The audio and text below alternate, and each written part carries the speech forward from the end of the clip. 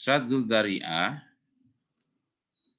ini adalah mencegah sesuatu yang menjadi perantara kerusakan atau menuju ke maksiatan atau i'anatul maksiat haramun gitu ya.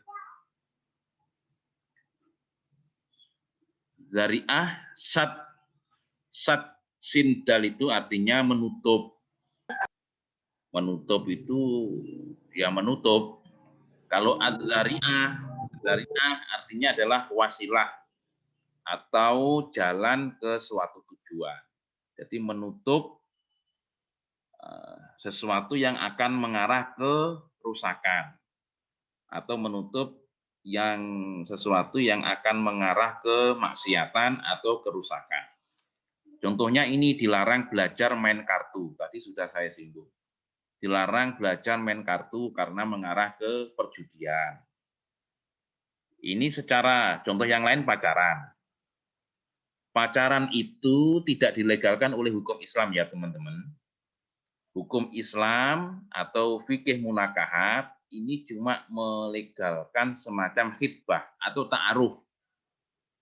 Ta'aruf itu memperkenalkan keluarga bersama calon besan atau calon istri.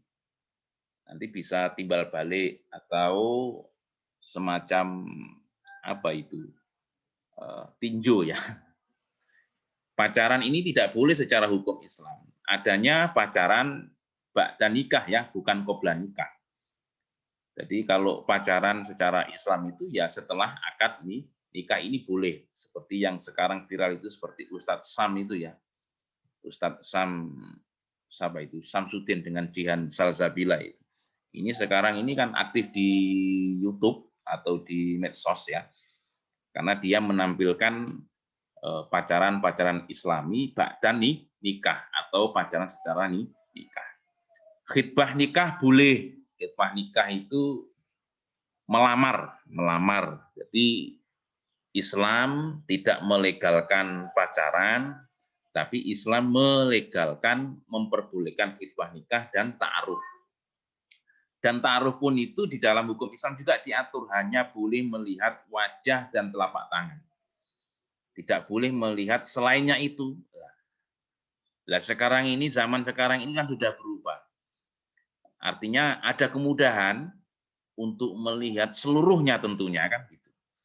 Karena alat komunikasi ataupun alat untuk pendekatan fisik, alat untuk mendapatkan informasi dan konfirmasi calon manten ataupun calon istri kan sekarang ini sangat mudah sekali, baik lewat WA ataupun Facebook kan gitu ya. Jadi di dalam Facebook ataupun yang akan dinikahi ataupun yang akan di khitbah itu bisa dilihat di Facebook ataupun di IG-nya itu kan sudah banyak foto-foto yang sudah terpampang di situ kan. Entah itu foto palsu ataupun foto yang asli, saya tidak tahu. Nah, yang jelas hukum Islam ini tidak melegalkan pacaran karena pacaran itu bisa mengarah ke maksiat. Tentu, apalagi pacaran di zaman sekarang ini.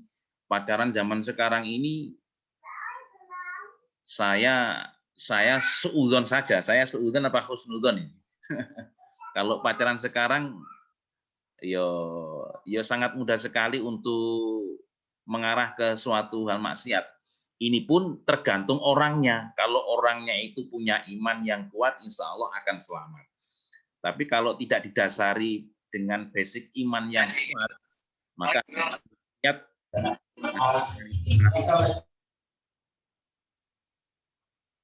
kadang-kadang imannya kuat, tapi imronnya yang nggak kuat. Ini yang cowok ini biasanya.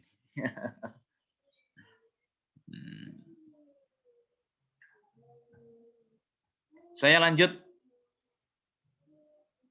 Saddul Dzari'ah.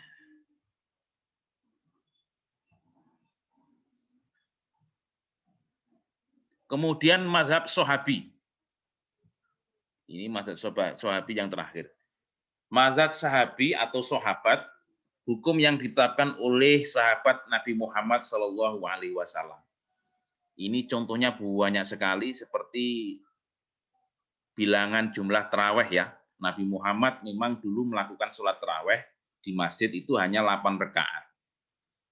Tapi setelah itu Kanjeng Nabi pulang ke rumah, ya banyak sholat-sholat sunnah yang dilakukan oleh Nabi Muhammad. Sehingga di sini ada perbedaan jumlah rakaat antara NU, Nahdlatul Ulama dengan Muhammadiyah. Tapi sahabat Umar ini melakukan sholat taraweh 20 rakaat. Di masa ini Rasulullah masih sugeng, belum meninggal dunia.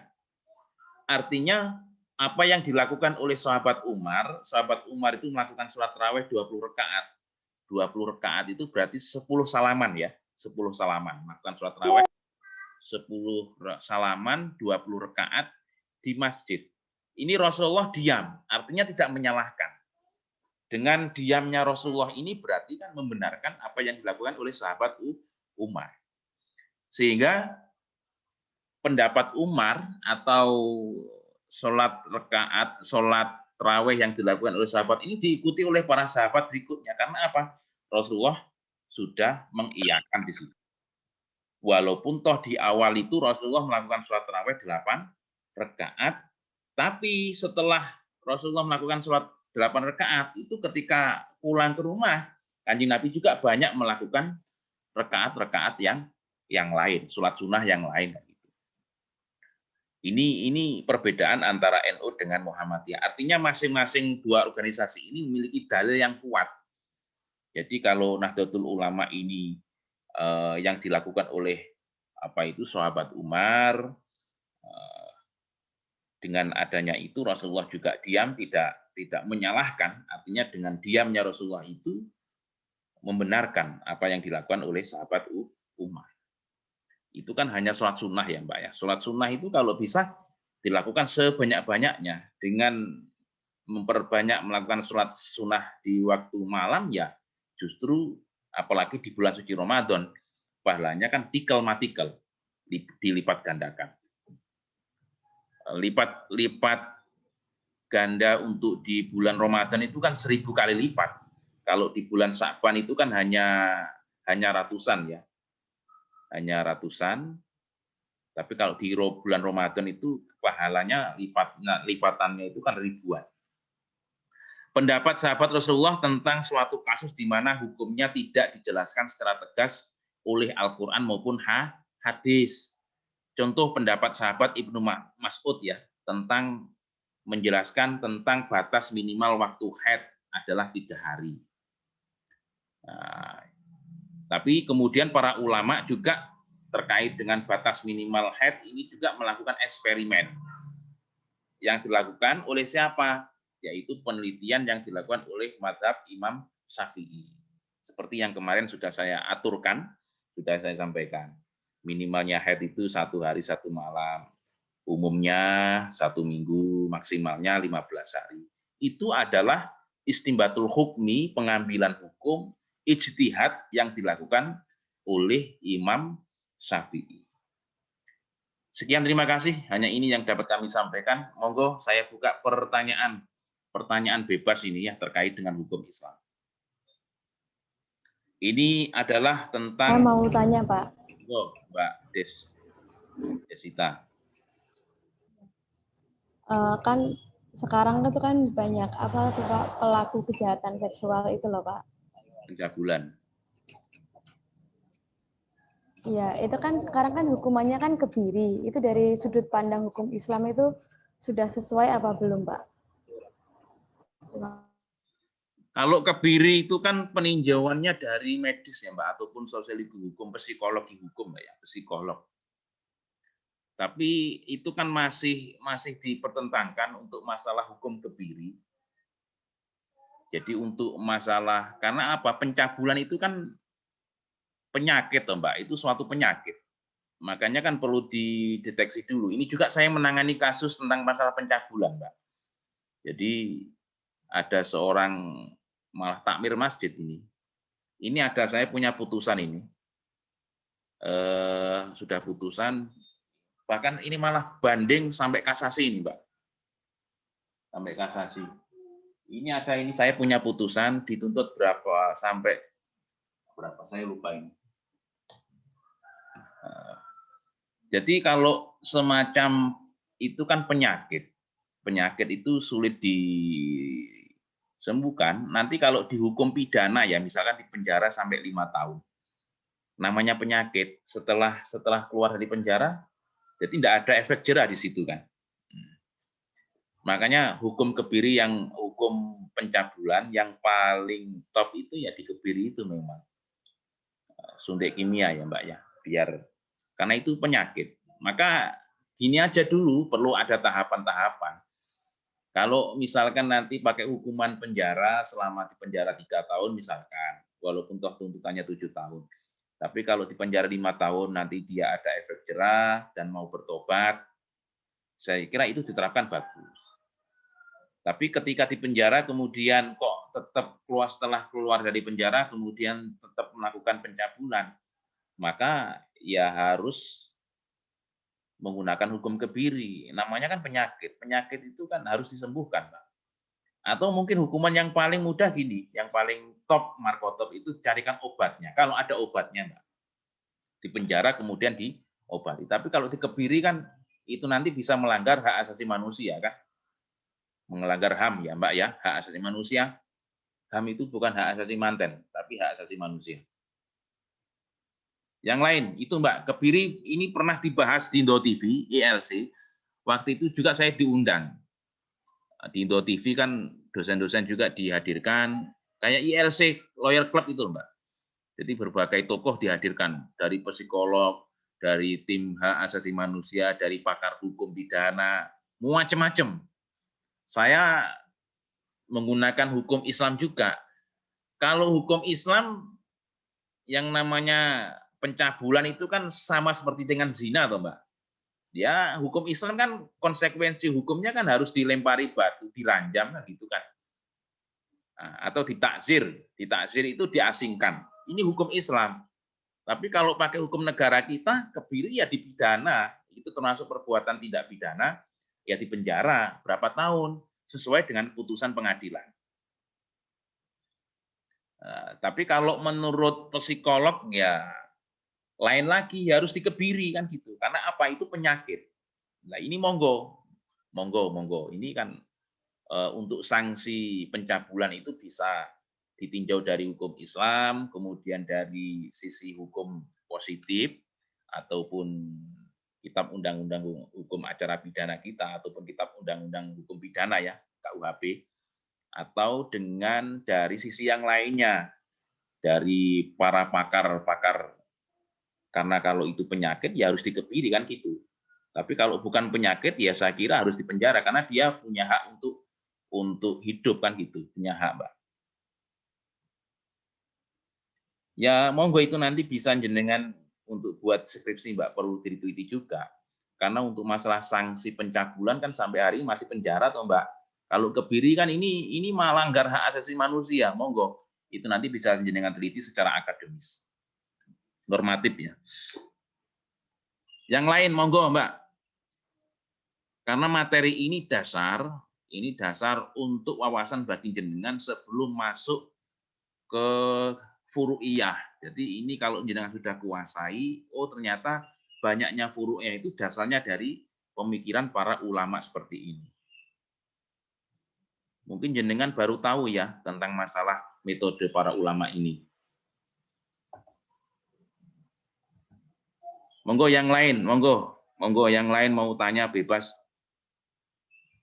Yang baru masuk pun boleh tanya ini. Monggo Mbak, absen lagi Mbak ya, tadi hilang.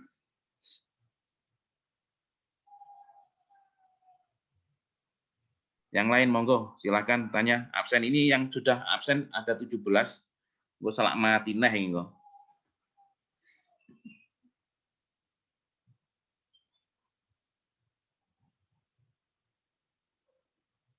Monggo sambil absen, barangkali teman-teman ada yang mau tanya, kami persilakan. Pertanyaan bebas.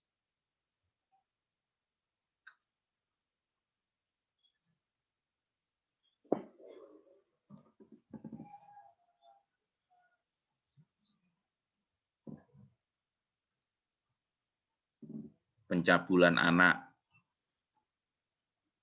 Ya, saya mendampingi kasus pencabulan anak juga kemarin. Ada yang dicabuli itu ada yang perempuan yang masih di bawah umur, ada yang laki-laki. Ya. Karena untuk masalah kasus pencabulan ini kan setara dengan apa itu Mbak, narkoba. Yang satu itu kan menjadi korban, dijebak. Jadi ada salah satu oknum ya termasuk pakar narkoba dan pengedar narkoba. Dia petung dengan Polda Jawa Timur. Jadi untuk masalah narkoba tolong diamankan, nanti pihak kepolisian dikasih kasus seperti pencabulan. Berarti kan pencabulan, tidak pidana pencabulan dengan tidak pidana narkotika ataupun narkoba itu kan hampir setara itu Mbak ya. Jadi di Joro kasar yang ngomong diijoli. Nah, itu banyak yang bermain di situ. Jadi akhirnya yang namanya pengepul apa itu kan aman.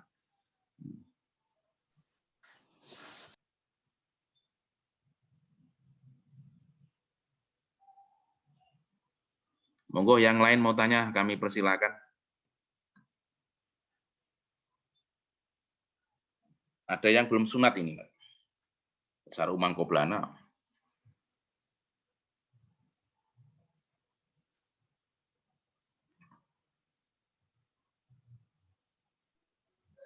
Pak mau bertanya. Monggo. Bedanya pencabulan sama pemerkosaan itu apa ya, Pak? Pencabulan itu kan di bawah umur, toh, Mbak. Kalau pemerkosaan itu sampean diperkosa karo boloni sampean dikeroyok wong telu pemerkosaan. Tapi sampean perlu tahui di Indonesia ini, di hukum positif kita ini belum mengatur tentang masalah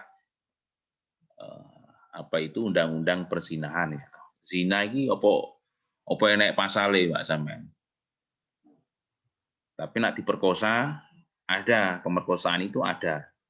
Pasal pemerkosaan itu ada, sampean cek di kitab undang-undang hukum pidana. Tapi masalah zina, nak podo senenge apa enek wong zina terus dipidana? Gak enek toh? Enggak ada. Kecuali seperti kasusnya Ariel. Ariel itu kan yang paling disorot itu kan bukan karena zinanya kan? Iya, tapi kalau misalkan kita dengan orang yang sudah beristri itu lain. Kalau masih muda-muda ya, umur 21 tahun, podo lanang wedok, berhubungan layaknya suami istri. Paling hanya digerebek tok toh Mbak karo masyarakat paling. Terus apa enek di penjara? Gak enek. Kecuali kalau pihak korban, keluarga korban tidak terima, nanti dilaporkan polisi, deliknya adalah pemerkosaan. Itu bisa dipidana. Yang dipidana siapa? Wong lanang sing ngetengi sampean iki. Tidak ada pasal zina, perzinahan, tapi adanya pasal pemerkosaan itu pada mereka yang perempuan yang diperkosa oleh 3 orang laki-laki atau 1 orang laki-laki. Itu pun tidak bisa diproses kalau pihak korban tidak melaporkan, Mbak. Karena yang punya legal standing itu kan korban dan keluarganya, kan gitu kan. Tapi kalau pihak keluarganya itu setuju, lilo, ridho, yo di situ tidak ada unsur pidananya kan gitu kan. Terus saya yang tidak punya legal standing ya, saya selaku dosen Uniska melaporkan ke polisi, Pak, di sana ada laki-laki yang memperkosa perempuan. Saya tidak punya legal standing untuk melaporkan itu. Yang bisa, yang punya hak untuk melaporkan itu, yang punya legal standing adalah korban dan keluarganya. Terus aku ngelapor polisi, saya lapor polisi, apakah diproses? Enggak diproses, Mbak. Kalau kasusnya Ariel itu kan masalah penyebaran videonya itu, toh, Mbak. Berarti itu kan melanggar undang-undang apa? ITE namanya itu kan. Tapi kalau masalah mesume ini ya ora masalah. Karena apa? Tidak ada undang-undang yang mengatur tentang masalah perzinahan. Tapi kalau hukum Islam, masalah zina itu diatur. Hukum Islam zina itu hukumnya haram, Mbak. Haram. Zina itu haram hukumnya. Hukumnya tidak hanya di dunia, sanksinya tidak ada di dunia, nanti di akhirat pun ada siksa ataupun azab dari Allah Subhanahu wa taala. Artinya di akhirat kelak ada pengadilan nanti di sana, Mahkamah Rabbul Jalil. Tapi kalau di negara Indonesia, Mahkamah Agung, pengadilan negeri. Ya prosesnya kepolisian, kejaksaan, kemudian Mahkamah Agung kalau tingkat kasasi. Kalau pencabulan itu kan orang laki-laki mencabuli, kan ada undang-undang itu toh perlindungan anak toh Mbak. Nah, anak yang masih di bawah umur dicabuli oleh orang dewasa, baik laki-laki maupun perempuan ya. Pencabulan itu kan kebanyakan laki-laki. Tapi kan tidak menutup kemungkinan wong wedok juga nyabuli wong lanang sing di bawah umur kan. Makanya kan pencabulan ini kan kalau dilihat dari psikolog ataupun tim medis kan itu merupakan penyakit. Dia senengi karo cah cilik-cilik ngono ki, Mbak. Mbuh blok job. Ini kalau sampean mau ini nanti saya kasih penetapan di kejaksaan ini, saya punya satu kasus, kemudian surat kuasanya juga ada. Kemudian kemarin kita dampingi di tingkat kejaksaan, kemudian sampai ke persidangan ya untuk masalah kasus pencabulan, bahkan putusan banding saya kalah Mbak banding. Ya karena yang saya bela itu kan seorang petani biasa, tapi itu kan tuntutannya terlalu berat kan itu. Kita sudah mengajukan pledoi pembelaan karena pelaku itu menurut saya itu kan dijebak oleh oknum-oknum seperti itu. Bukan murni loh Mbak ya, ini oknum. Kalau kita berbicara oknum itu pendalamannya sangat luar biasa. Mungkin itu Mbak dari saya, pencabulan dan pemerkosaan Mbak. Yo hati-hati wong wedok, yo bener pacaran terus moro-moro kan banyak tuh sekarang pacaran seneng podo senengi, terus kemudian moro-moro meteng, lamaran keri meteng dhisik, moro-moro hamil, terus akhirnya keluarganya terima, akhir lapor polisi, yo pacare mlebu penjara loh Mbak, itu bisa nanti menggunakan pasal pemerkosaan. Buktinya apa? Yo dia hamil kan gitu. Ya biasanya kasus-kasus pacaran meteng dhisik ini mergo di bawah umur kan akhirnya kan dinikahkan. Kalau seperti ini kan berarti kan pitung keluarga. Karena perkawinan itu masuk hukum keluarga. Awal usahsiah. Kalau di bawah umur ya harus mengajukan dispensasi kawin di pengadilan agama. Setelah itu nanti daftar di KUA.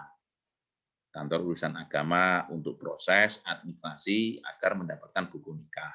Walaupun toh meteng dhisik, kalau anaknya meteng dhisik nanti kan anaknya kan binnya bukan ke bapak, tapi ke siapa? Ke ibu. Karena hamil duluan. Nanti kalau hamil duluan anaknya perempuan, maka walinya harus wali hakim ya. Ini harus diketahui oleh teman-teman ketika mengkaji hukum Islam. Wali hakim ini bagi perempuan yang hamil duluan, artinya hamil di luar perkawinan. Berarti kan umur pernikahannya karo buku nikahnya nggak podo.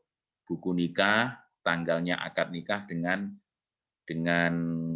umur si jabang bayi gak imbang. Loh, kok tuwek bayi ini karo umur perkawinannya kan banyak sekarang ini kan. Nah itu nanti masalah ketika ngurus akte kelahiran, ketika ya tetap bisa proses. Karena nanti tetap bisa mengajukan permohonan asal usul anak ya, asal usul anak. Asal usul anak, biyen meteng dhisik kan gitu disebutkan. Monggo yang lain ada tambahan dari teman-teman yang mau nambahi dari pertanyaan tadi, perbedaan pemerkosaan dengan pencabulan, monggo saya persilakan. Kalau dari saya seperti itu. Kalau tidak ada sudah absen semua, ini akan kami kopas, ya. nanti jangan salahkan saya kalau ketinggalan atau seperti apa. Saya kok belum masuk, Pak. Nah, saya juga enggak tahu, jenengan masuk atau tidak, saya enggak tahu. Oh, ini sampai aku dihapusi lah masalah kok. Ini siap ya, saya kopas ya teman-teman sekalian ya. Iya, Pak. Siap, Pak. Oke. Iya, Pak. Saya kopas, nanti akan kami share di grup. Cukup sekian dari saya. Mohon maaf kalau ada kekurangan.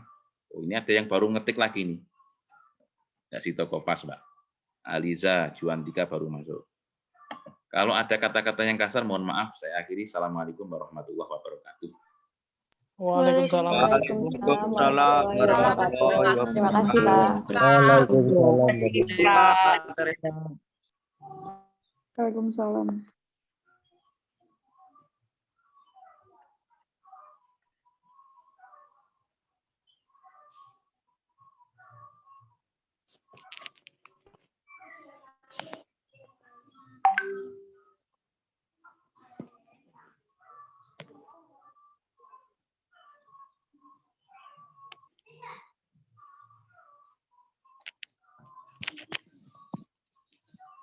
Bener.